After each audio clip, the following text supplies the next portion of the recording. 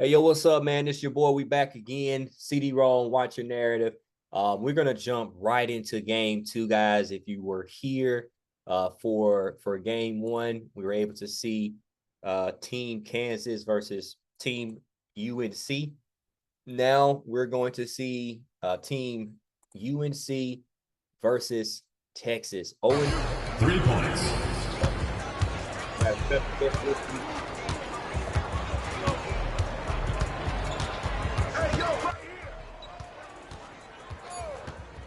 BG, your music.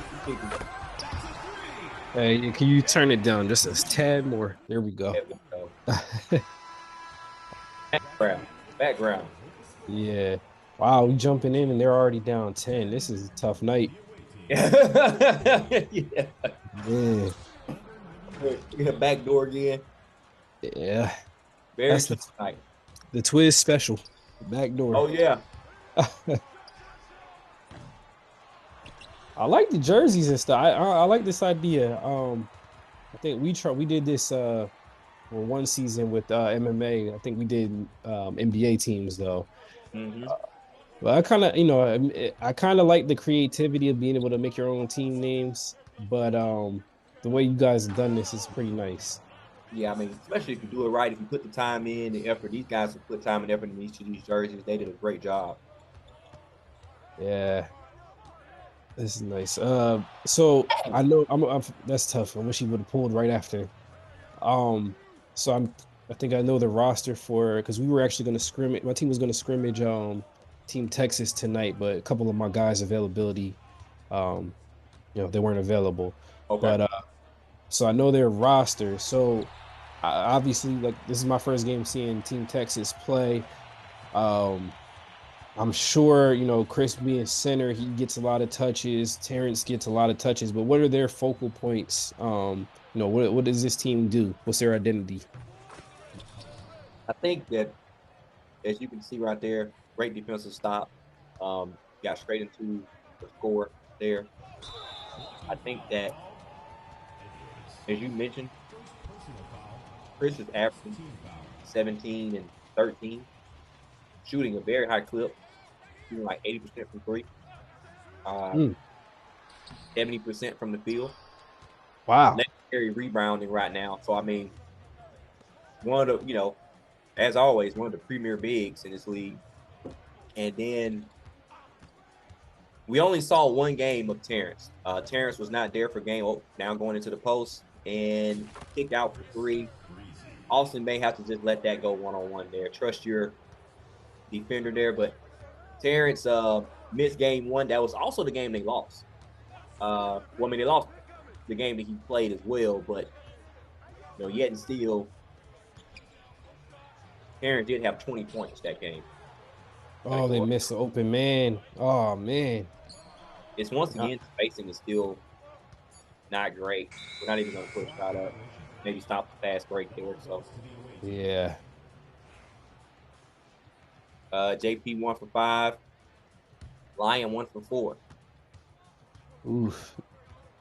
And again, seeing UNC on offense, Texas response on defense was it looked like three bodies collapsed on Austin as soon as he caught it.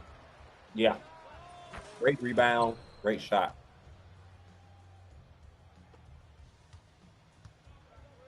Down by 20. I mean, now let's say their nice easy basket there. First time seeing that in a while. But let's say this team ends up I don't know, final you guys are playing how many games this season? Um, it's usually 12. 12. So let's say they finish somehow, 10-2. Greg comes back. Does this catapult him into like MVP talks just off of the, strength of them, losing this badly without him? Well, listen, if I'm pushing the narrative, I mean, it has to be. If they're able to, as you just mentioned, win out in these two games, you see a huge difference. You're losing by 15, 20 points a game, and then all of a sudden, Greg comes back and you're back in your winning wave. I mean, obviously, that has to stand for something. Yeah. I just want to highlight that play there that just happened too. Those are like to me, those are the basketball IQ plays that we need to see more often. JP got a steal, and instead of forcing it up, he waited for his team to get there and they got a basket out of it. My Yes. mom always used to say this: basketball, make the play count. You get a steal, don't just force it up, get a basket out of it. So Yeah. that was a good play there. And that's something that's gonna maybe those are the little things that'll turn the game around for them too. Bill. Uh, man, I tell you what, man, it's a little light in the crowd tonight. UNC UNC saw they were all there for the last game, so it's a little light in the crowd. I don't know. They went on a nice little run just now. I think 6 straight points, maybe eight. I wasn't paying Yeah, attention exactly. down by 14 now. Down by 14 now. Oh, it's good defense there. Just Yeah, 2K mannerism there. yeah. I don't know. It looks like they got some. Maybe that play by JP with the steal might have been A the little quick little turnaround. momentum Yeah, swing. down 14 now. I mean, they're active right now on the defensive end. Um, you hate to see them down this much, first quarter there. Player to have, James, 8 points, 8 assists. Great first half by him. Austin, of course, on the other side, 6 and 6. So James has been playing very well as well. Um, right there on pace for his assist ratio that he's been, dishing out. Low turnovers as well. So doing a great job running the show as the point guard here. And of course Terrence doing his thing, and of course that sweet spot right there where Chris is hanging out right there. That's he gets a lot of activity there right there at that mid range position. Mm. And I one thing I will say about him this year that I absolutely love, he doesn't settle for the three every time. He finds that sweet spot, and then of course once he gets in rhythm, then he'll step a few feet back to get behind the 3 point line. Mm. UNC right now very vital to get a bucket right here. This league could go back up to 2025 very easily. I think, and just looking at that play there, Petty's got to start hitting some faders. It looks like he's waiting to get his feet set, which I get it, but the spacing and the time frame that he's open, I think is Yeah, gonna, he's got to get those faders down pat. yeah, very limited time there to be able to get those type of shots off with a dot. I've seen that happen. Yep, good pass there by James. Austin stepping a little too high. I know he's probably thinking about the Harden game last game, trying to step a little bit, but James not shooting very well from three so far this season. So gotta give a pump fake there. Gotta give a pump fake there. That that paint is just so crowded consistently. Yeah.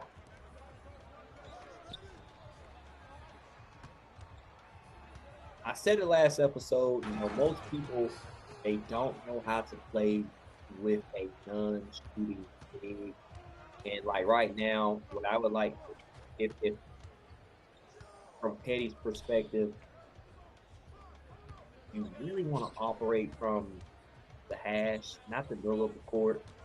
If you look at a lot of the competitors, that's a jump shot that was not. Oh, that's your shot there, line.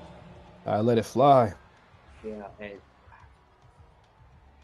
completely understand it. Lion last year, we know, won a championship in the MMA, and I mean, we know how he was a herald point guard. Matter of fact, a big reason why we even made it into the playoff season one of MMA, due to his heroic performance, that fadeaway three that he hit. So, I mean, definitely we know him, like, can score the ball this year. Has been struggling, and now I think it's getting into his mental a little bit. Mm, You have to keep pulling. And now yeah. we're back to 20. We're back to 20. That shot could have been, Um, now we're back to 23. So, Man. I mean, one possession sometimes can go left or right. Yeah, and like I said, I mean it's still early on to make drastic changes, but just looking at it with us, being on the build that he can't shoot, we look at where Chris is standing on defense. They're not playing zone. They're in man. And Yep. Chris is basically able to play a free zone, and it takes away from, like, for example, we know that Phil is good at posting others power forwards. He can't post. He has no Yep. space. Then you have, you don't have much room for cutters because Chris is already there. That's a forced take there. Yeah, you're right. Um, but the spacing issues is going to consistently be a problem. Now, I wish I would have seen their first two games, where they started off 2-0, just to see how they were running while they have Greg. But I mean, I'm it's hard for me to imagine one player fixes this. Yeah. I mean, it's right. I mean, these are all shots um, that Petty can hit. These are wide. These are open looks here. Um, that that he's currently. So, but right as of right now, as I mentioned before, that P&R between Petty and Austin, those first couple games are very vital.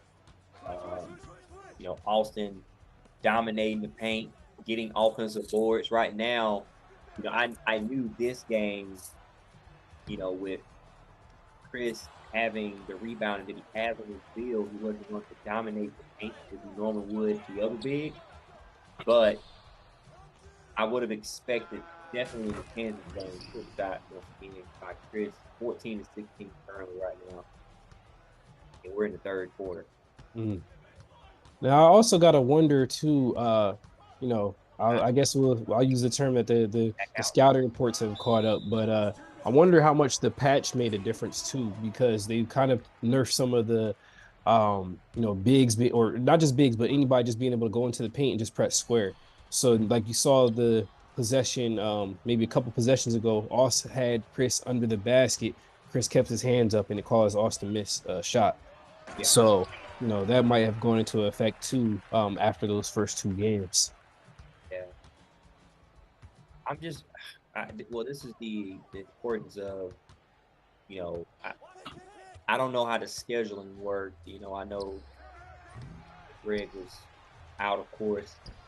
I don't know what other days he would have been available, what other days that they could have scheduled a game.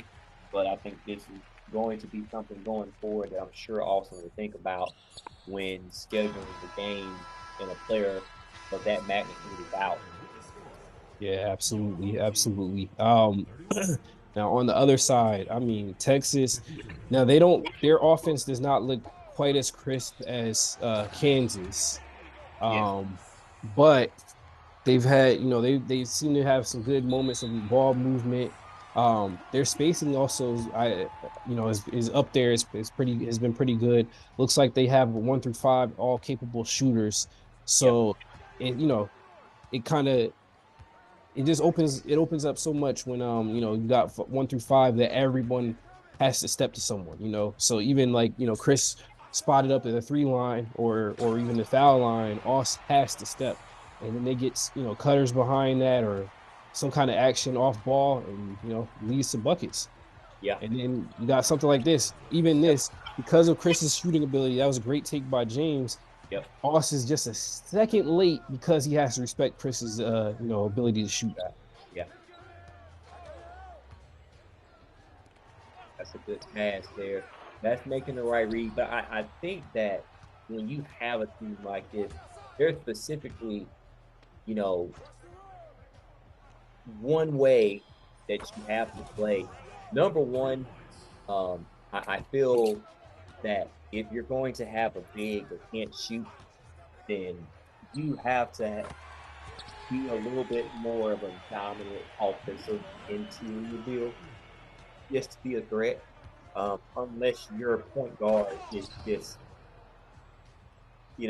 Charm City Sat, you know, or That's a throwback.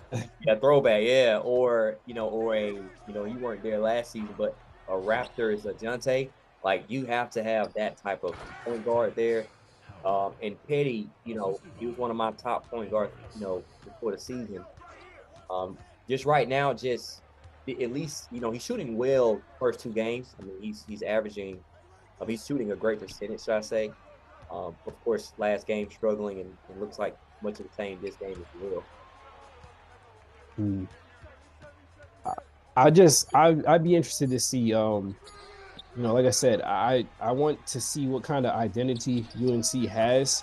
Great pick. Um that's a good shot there, but it's like, like I said, it's tough to figure out because of the missing piece, but they just look like they're all over the place on offense. Who's guarding who there? Yeah. No, I agree. And once again, and I'll be completely honest, Greg's a very um, smart IQ player, but also, talks as well. So I wonder if, they're missing also that voice box. Just something as simple as, hey Mm, guys, we're cutting too much. Let's space the floor.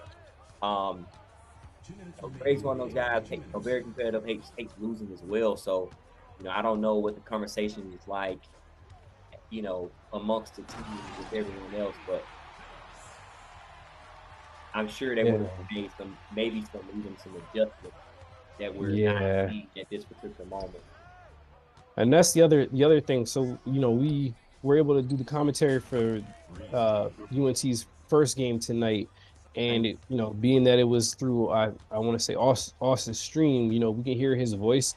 Didn't hear him talking much that game. So, and I you. know maybe because he's on center, he's leaving some of the playmaking and so forth up to Petty, which is understandable. But at the same time, I feel like you're down, you're down 20.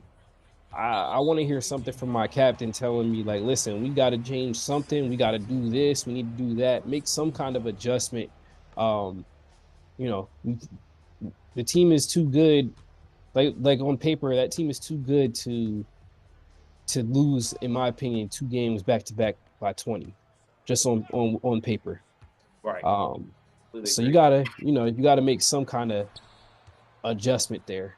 Yeah. And I like it, and and just make sure I'm important to know, yes, we know Greg is out, but I mean, that still doesn't, the spacing currently, the defensive lapses, you know, that's just not one person can fix that. I mean, you're especially compared to what a nice bump there by Wow. small, very subtle, but a bump there slow Austin down. Someone has to read that, get into the lane for a steal, try to at least. But, great move there. And Chris is sneakily having a monster game, 21 and Monster, 19, monster game. shooting 100% from three.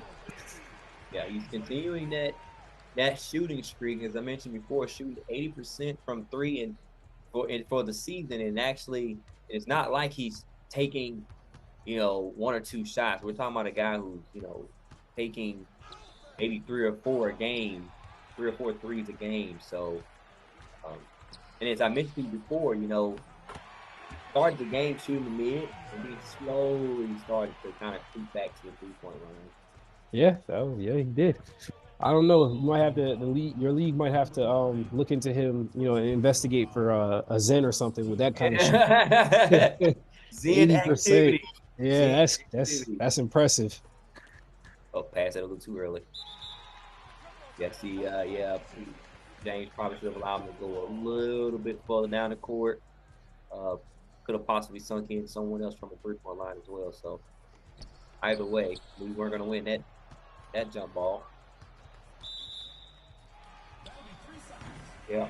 With 10 seconds left, of course, I mean, it's a done deal there. UNC, you know, not a successful week, going to be 2-2, along with teams like uh, Oregon and Texas right now. They improved. This is their first win of this season. They're now 1-2. They do have a game following this game against Syracuse.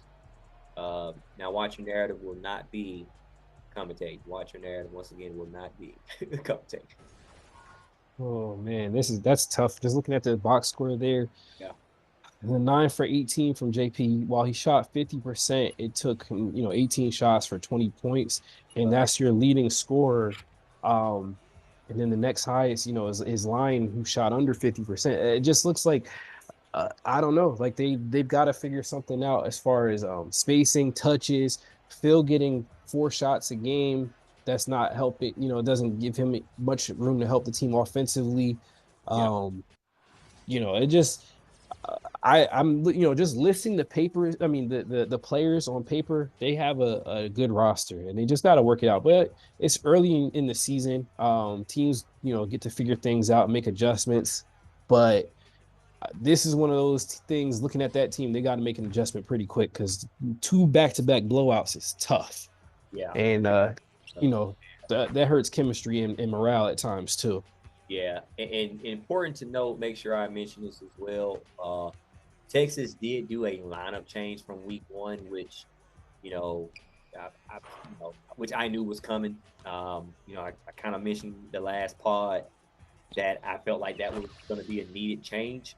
Cody, who is this year, last year, whatever year, it's always going to be one of the top locks, 3 and Ds in any chat that he steps in. And they had him at power forward position, which they had Twiz on, his lock.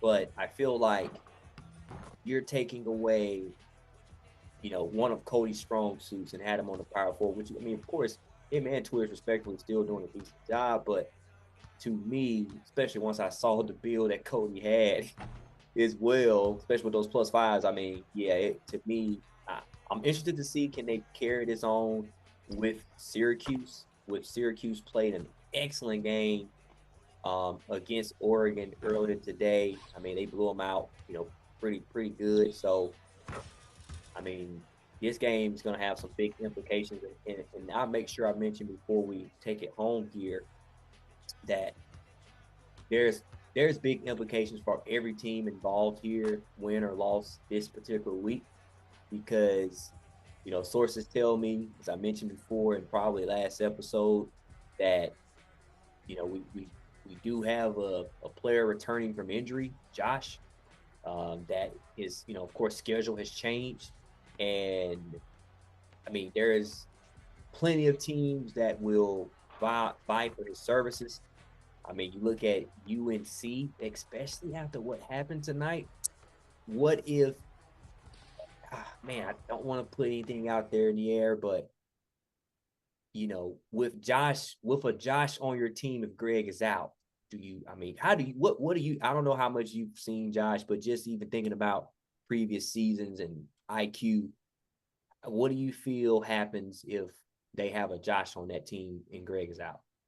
I mean, so I've never actually got to play with Josh in league setting, but I've heard multiple times that we all know Josh can clown around and have fun and whatever in rec and pro am when you're playing around. But they say that Josh locks in when it's league games. So and a locked in Josh, I've seen it. I've been on the receiving end of some of his better games and so Yeah, forth.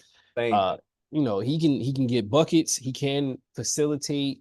He can defend. He can in spurts run an offense. I don't know as far as running offense, I don't know if you want him to be maybe your primary ball handler, but as a second ball handler, for Oh yeah. sure, that's Yeah. a big pick. That would be a big pickup for them. So they had Josh. I'm not saying who they would swap out or anything like that, but they had Josh tonight.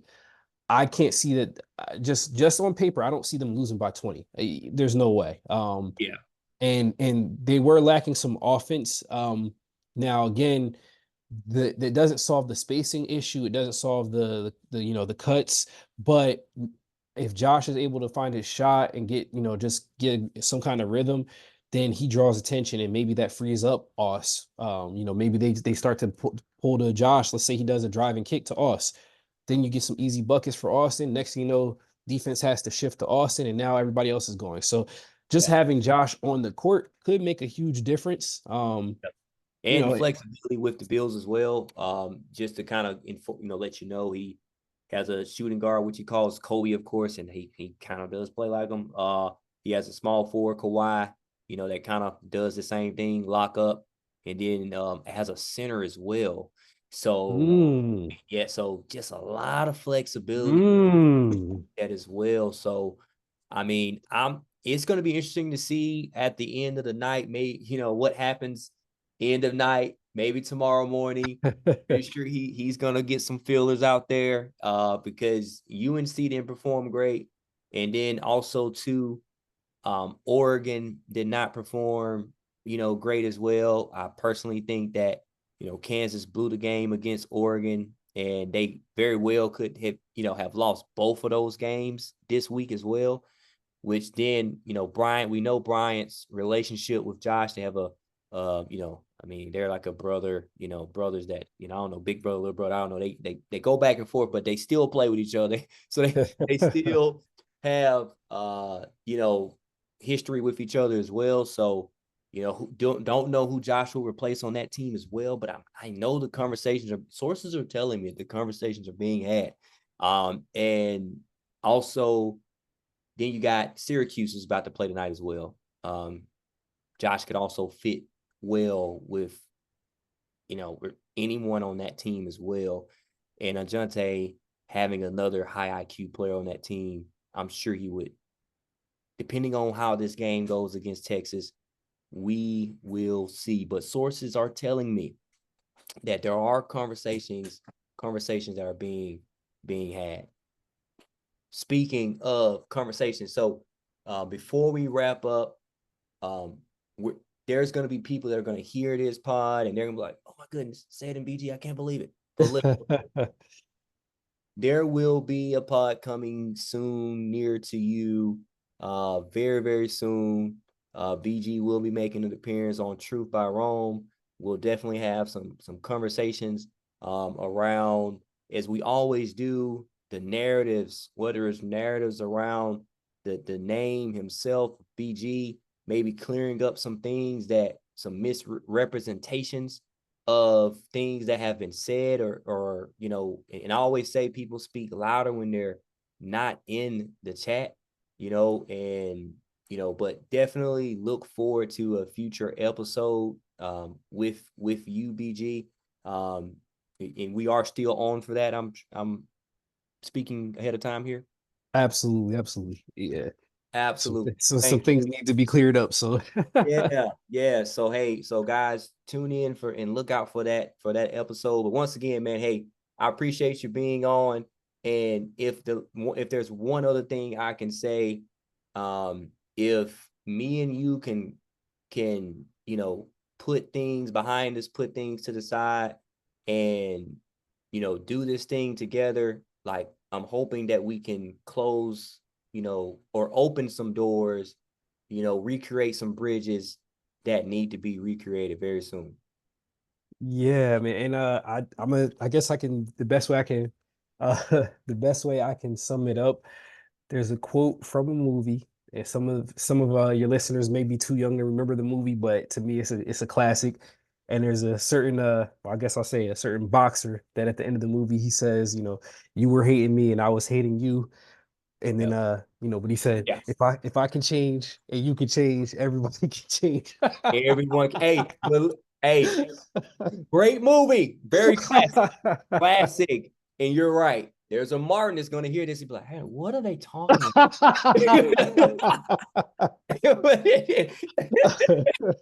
But then there's gonna be an old head like Wayne. Somebody like, yep, yep. Yeah, man. Oh So man, hey, all good on my end, bro. awesome, man. Hey, appreciate it. Thanks for coming. Hey, watch your narrative. Coming soon to you another time. Appreciate y'all tuning in. We out.